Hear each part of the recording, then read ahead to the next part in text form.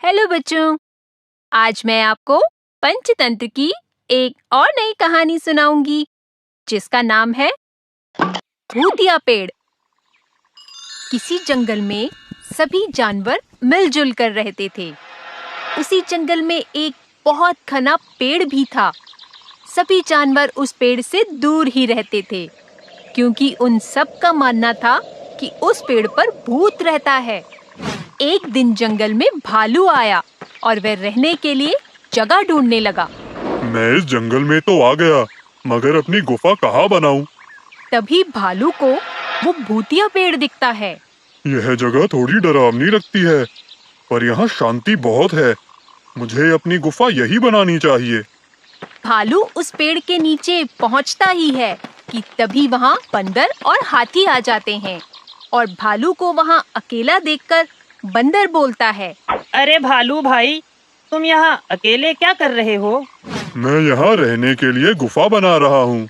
भालू भाई, तुम यहाँ अपनी गुफा नहीं बना सकते। यह जगह सुरक्षित नहीं है। सुरक्षित नहीं है? तुम कहना क्या चाहते हो? हाथी भाई ठीक बोल रहे हैं। इस पेड़ पर तो भूत रहता है। तुम मेरे घर के नीचे अपनी गुफा बना लो, वहाँ तुम्हें कोई परेशानी नहीं होगी। अगर यह सच है तो मैं अपनी गुफा बंदर भाई के घर के नीचे ही बनाऊंगा। तीनों वहाँ से चले जाते हैं। भालू अपनी गुफा ठीक उसी पेड़ के नीचे बनाता है जिस पेड़ पर बंदर रहता था। भालू निश्चिंत होकर वहाँ रहने लगता है। एक दिन भालू जंगल में घूमने के लिए निकलता है। घूमते घूमते वो उसी पेड़ के नीचे जा पहुँचता है। अगर इस पेड़ पर भूत रहता है तो वह मुझे इतने दिन से दिखाई क्यों नहीं दिया? मुझे लगता है यहाँ जरूर कुछ गड़बड़ है। भालू के ऐसा कहते ही पेड़ के ऊपर से आवाज आती है, तुम यहाँ आ तो गए हो, लेकिन जा नहीं पाओगे। मैं तुम्हें खा जाऊंगा। कौन है यहाँ? मैं इस पेड़ पर रहने वाला भूत हूँ। भालू डर कर वहाँ से भाग जाता है। भूत भूत, भागो भागो! अपनी गुफा में पहुंचकर भालू बंदर को बुलाता है। अरे भाई, क्या हुआ? क्यों चिल्ला रहे हो?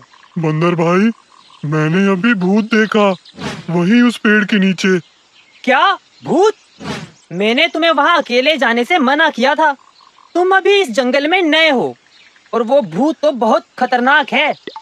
उसने पहले भी कई जानवरों को नुकसान पहुँचाया है। मुझे तुम्हारी बात मान लेनी चाहिए थी। आज के बाद मैं कभी भी वहाँ अकेला नहीं जाऊंगा। भालू अब उस पेड़ के पास कभी अकेला नहीं जाता था। एक दिन भालू को जंगल में एक गोरिल्ला दिखता है। लगता है ये गोरिल्ला जंगल में नया आया है, वरना आज से पहले तो मैंने इसे कभी नहीं देखा। भालू उसके पीछे चल पड़ता है। कुछ दूर जाने के बाद भालू देखता है कि गोरिल्ला उसी पेड़ पर चढ़ जाता है जिस पेड़ पर भूत रहता है। यह देखकर भालू बंदर के पास जाता है। बंदर भाई, मैंने अभी अभी एक गोरिल्ले को भूत वाले पेड़ पर चढ़ते हुए देखा। शायद वह इस जंगल में नया है। पर गोरिल्ला को तो उसकी दुष्टता के कारण काफी समय पहले इस जंगल से निकाल दिया गया था। तो फिर वो जंगल में क्या कर रहा है और उस भूत वाले पेड़ पर क्यों चढ़ गया? क्या वो नहीं जानता कि उस पेड़ पर भूत रहता है? बंदर सोच में पड़ जाता है। वह समझ जाता है कि पेड़ के भूत के पीछे कोई गहरा राज छुपा है। बंदर रात को भूतिया पेड़ के पास ही एक पेड़ पर चढ़कर छुपकर चिल्लाता है, अरे वाह, बहुत दिनों के बाद किसी गोरीले की खुशबू आ रही है। आज तो पेट भर कर खाऊंगा और यह गोरीला तो मुझे देख भी नहीं सकता क्योंकि मैं तो भूत हूँ। गोरिल्ला ये सब सुनकर डर जाता है। वह सभी जंगल के जानवरों को इकट्ठा करता है। फिर वह उन्हें सारी बात बताता है। बंदर अभी भी उसी तरह से चिल्ला रहा होता है, आज तो मैं गोरीले का मांस खाकर ही पेट भरूंगा। पर भूत तो इस पेड़ पर रहता था, फिर आवाज उस पेड़ से कैसे आ रही है? महाराज, पेड़ पर कोई भूत नहीं रहता। आपने मुझे जंगल से निकाल दिया था, इसलिए मैं इस पेड़ पर आप सबसे छुपकर रहता था। सभी जानवरों को मैंने ही भूत बनकर डराया था, जिससे कोई मुझे देख न सके। लेकिन अब यहाँ सचमुच का भूत आ गया है। ये सब सुनते ही बंदर नीचे आता है और सबको बताता है। यहाँ कोई भूत वूत नहीं रहता। पेड़ पर रहने वाले भूत का सच सामने लाने के लिए ही मैं भूत बनकर इसे डरा रहा था, ठीक वैसे ही जैसे इसने हम सबको डराया था।